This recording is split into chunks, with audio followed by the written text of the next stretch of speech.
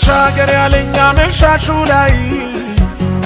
አመሻሹ ላይ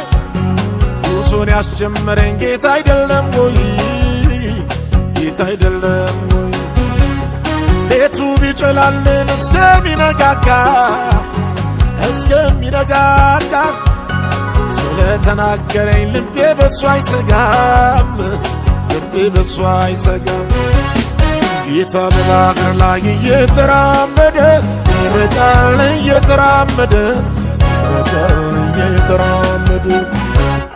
ጌታ በወጀብ ላይ እየተራመደ